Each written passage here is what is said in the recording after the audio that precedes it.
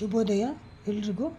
ನೋಡಿ, ಇದು ಒಂದು ಮೀಡಿಯಮ್ ಸೈಜ್ ಹಾಗಲಕಾಯಿ ಉಪ್ಪು ನೀರಲ್ಲಿ 1 ಅವರ್ ನೆನೆ ಹಾಕ್ಬಿಟ್ಟು ತೆಳ್ಳಗೆ ಹೆಚ್ಚಿಬಿಟ್ಟು 2 ದಿವಸ ಒಣಗಿಸಿದ್ದೀನಿ. ಹೇಗಾಗ್ಬಿಟ್ಟಿದೆ ಇದು, ಒಬ್ರಿಗೂ ಸಾಕಾಗೋದಿಲ್ಲ.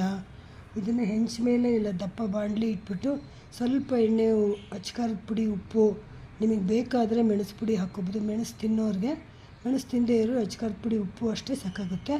ಲೈಟ್ ಅಂದರೆ ಲೈಟಾಗಿ ಇದು ಗೋಲ್ಡನ್ ಬ್ರೌನ್ ಕಲರ್ ಆಗಬೇಕು. ಈಗ ವೈಟೆಲ್ಲ ಇದೆ, ಹಸಿರಿರೋದೆಲ್ಲ ಕಪ್ಪಾಗಿಬಿಟ್ಟಿದೆ. ಇದು ಒಬ್ರಿಗೆ ಸಾಕಾಗಿಲ್ಲ. ಚೆನ್ನಾಗಿ ಮಾಡಿದ್ರೆ ಯಾರು ತಿಂದೇ ಇರ್ತಾರೆ ಹೇಳಿ? ಎಲ್ಲರೂ ಟಕ್ಕ ಅಂತ ಬಾಯಿಗೆ ಹಾಕ್ಕೊಂಡು 1 ನಿಮಿಷದಲ್ಲಿ ಖಾಲಿ ಮಾಡಿಬಿಡ್ತಾರೆ. ಎಷ್ಟು ಚೆನ್ನಾಗಿರುತ್ತೆ ಗೊತ್ತಾ? ಇದೆಲ್ಲ ಮಾಡಾದ್ಮೇಲೆ ನಾನು ನಿಮಗೆ ಮತ್ತೆ ಇನ್ನೊಂದು ಫೋಟೋ ಹಾಕ್ತೀನಿ. ಉಪ್ಪು ಖಾರ ಹಾಕಬೇಕಷ್ಟೇ. ಬೆಲ್ಲದ ಪುಡಿ ಇಷ್ಟ ಆಗೋರು ಸ್ವಲ್ಪ ಹಾಕ್ಕೊಳ್ಳಿ. ಆ್ಯಕ್ಚುಲಿ ಹಾಗಲಕಾಯಿ ಶುಗರ್ ಇರೋರಿಗೆ ತುಂಬ ಹೆಲ್ಪ್ ಆಗುತ್ತೆ. ಹೊರಗಡೆಯಿಂದ ತೊಗೊಂಬಂದರೆ ಎಣ್ಣೆ ಕರೆದಿರೋದು ಹೇಗಿದೆಯೋ, ಹೇಗೆ ಮಾಡಿದಾರೋ ಅನ್ನೋ ಅನುಮಾನ ಇರುತ್ತೆ.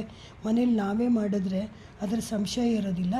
ಆದ್ದರಿಂದ ಎಲ್ಲರೂ ಮಾಡಿಕೊಂಡು ಸಂಜೆ ಸ್ನ್ಯಾಕ್ಸ್ಗೆ, ಟೀ ಕುಡಿಬೇಕಾದ್ರೆ 2 ಬಾಯಿಗೆ ಹಾಕ್ಕೊಂಡ್ರೆ ತುಂಬ ಚೆನ್ನಾಗಿರುತ್ತೆ. ಗಾಜಿನ ಬಾಟ್ಲಲ್ಲಿ ಹಾಕಿಟ್ಕೊಂಡ್ರಂತೂ ನೀವು ತಿಂಗಳಾನ್ಗಟ್ಟಲೆ ಇಟ್ಕೋಬೋದು. ಆದರೆ ಮಾತ್ರ ಒಂದು ವಿಷಯ ಗಮನದಲ್ಲಿ ಇಟ್ಕೊಳ್ಳಿ, ಚೆನ್ನಾಗಿ ಒಣಗಿರಬೇಕು. ಇದು ಬಿಸಿಲಿಗೆ ಒಣಗಿರಬೇಕು ಅಷ್ಟೇ. ನನ್ನ ವಿಡಿಯೋನ ವೀಕ್ಷಿಸಿದ್ದಕ್ಕಾಗಿ ನಿಮಗೆ ವಂದನೆಗಳು, ಧನ್ಯವಾದ.